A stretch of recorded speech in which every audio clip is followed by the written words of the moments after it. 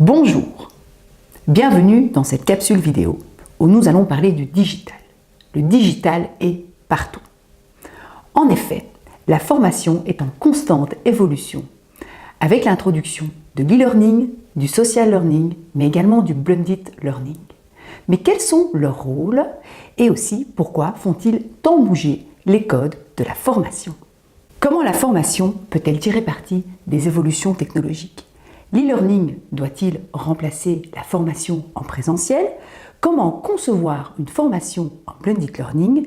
Bref, comment proposer une formation pédagogique innovante avec et grâce au digital? Aujourd'hui, il faut oser le digital en formation. Parce que la transformation digitale permet de remettre la stratégie de votre formation et de vos apprenants au cœur de la réflexion.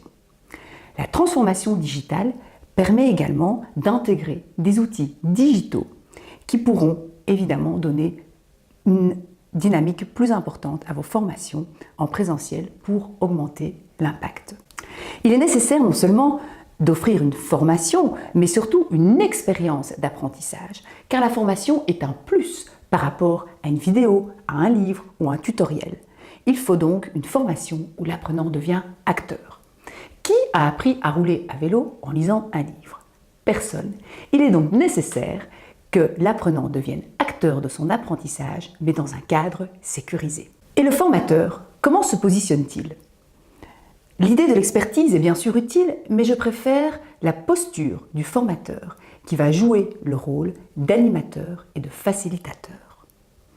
De plus, le présentiel augmenté a définitivement pris sa place. C'est en introduisant des outils digitaux avant, pendant et après la formation que vos apprenants prendront les commandes de leur développement professionnel et pourquoi pas personnel.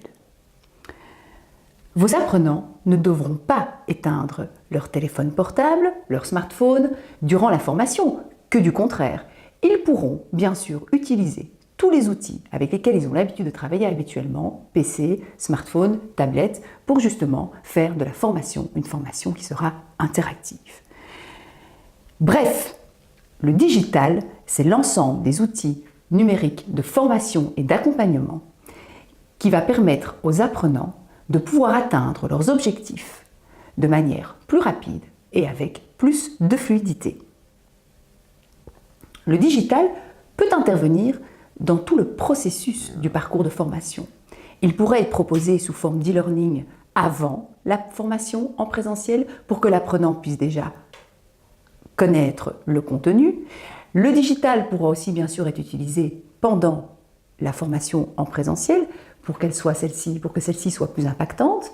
Et bien sûr aussi, on pourra l'utiliser après la formation pour évaluer les notions apprises durant la formation.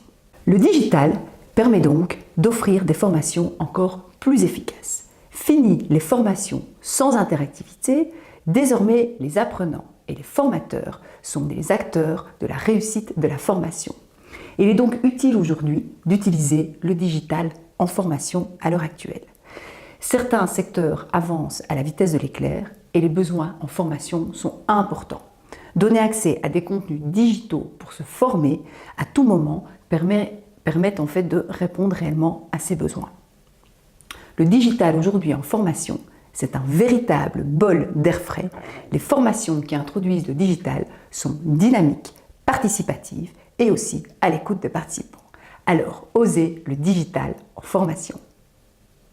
À bientôt pour de nouvelles capsules vidéo.